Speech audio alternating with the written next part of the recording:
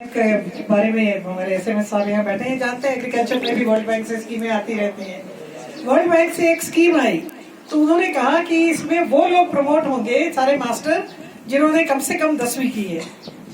तो जब हमने पता किया, इतने सारे मास्टर निकले जिन्होंने 10वीं ही नहीं की थी, वो 8वीं में ही मास्टर लग गए थे, क्योंकि उस समय पढ़ाई का नहीं था। उस समय ये जमाना था कि पूरे गांव में अगर कोई 8वीं 10वीं पढ़ा हो तो बोलते पढ़ा पढ़ा लिखा है।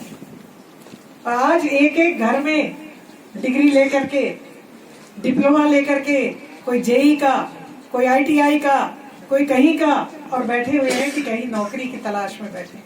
नौकरियां नहीं मिल रही हैं, और नौकरी ना मिलने के डबल कारण हुए। एक सरकार दिल्ली में बनी जिन्होंने कहा था 2 करोड़ नौकरी हर साल देंगे, और असलियत क्या है? असलियत ये है कि करोड़ों लोगों की नौकरियां चली गई। अभी प्रधान जी नरेगा की चर्चा कर रहे थे, और जब मैंने कहा, जब किसी ने कहा कि नहीं हम मोदी से बात नहीं करेंगे, करनी पड़ती है, सच्चाई जानना जरूरी है। नरेगा जो है वो स्कीम चलाई थी मनमोहन सिंह जी ने और सोनिया गांधी ने, और वो स्कीम चलाई थी गरीब लोगों तक पैसा पहुंचाने के लिए, गांव गांव तक पैसा पहुंचाने के लिए, घर घर तक जो पैसा था वो पहुंच रहा था।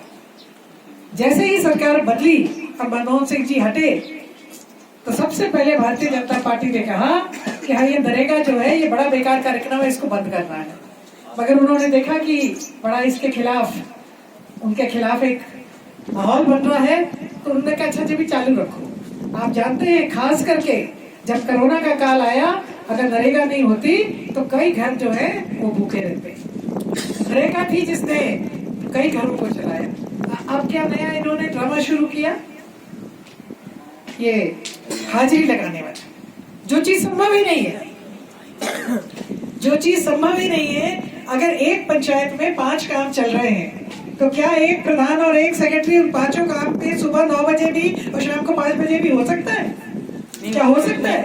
अगर हो सकता है तो आप बताओ। तो फिर ये तरीका क्या है? ये तरीका है बंद करने का।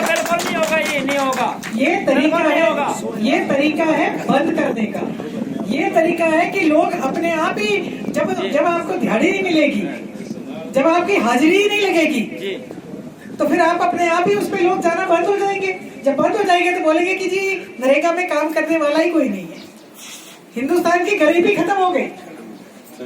ये गरीबी खत्म करने का एक नया तरीका निकाला है, और ये तरीका है कि नरेगा ही बंद कर दो, और बंद कराओ किस तरह से कि हाजिरी लगे नहीं, और फिर आप कह दो कि उस पे वहां पे कोई हाजिरी नहीं होता है, तो किसी को जरूरत ही नहीं।